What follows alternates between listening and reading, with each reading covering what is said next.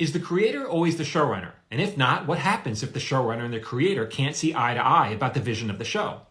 So my writing partner and I, we have run 3 shows, and all 3 shows were created by somebody else. Marin on IFC was created by the comedian Mark Maron. Glenn Martin DDS was created by Michael Eisner, who was a big shot executive. He ran Disney back in the day. And Rhett and Link's Buddy System was created by Rhett and Link.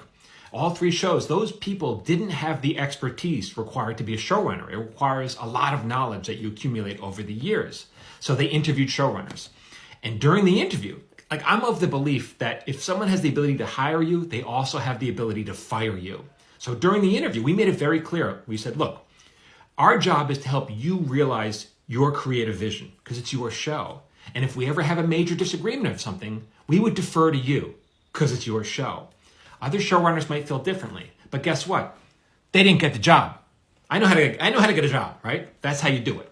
Now, I remember working for Michael Eisner. Now, in the beginning, I was a little worried that he might be very protective, but in truth, he gave us a ton of creative freedom. I remember one time cornering him in the hallway. We had to pitch him an idea.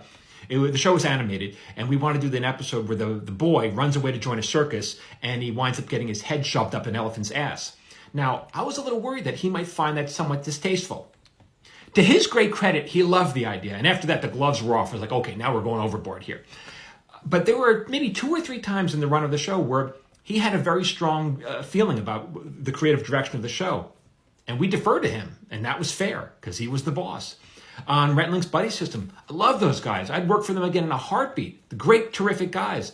But the director would hand their cut to us, the showrunner, and then we would do our pass on it and hand off to Rhett and Link. Whoever has final pass, has final cut, they're in charge. So there were times when I disagreed with what they did, and guess what? I had no problem with that. It was their show.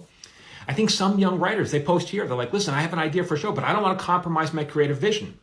To me, that's very naive. It says that you don't understand the business. Not just the business, but any business. That's not how business works. If you want to get the money from somebody, you're going to have to compromise. And so they go into this with this attitude of like, I'm a creative, I can't compromise my vision. Well, it doesn't work that way. And you have to earn that right, by the way, to be so protective of your work.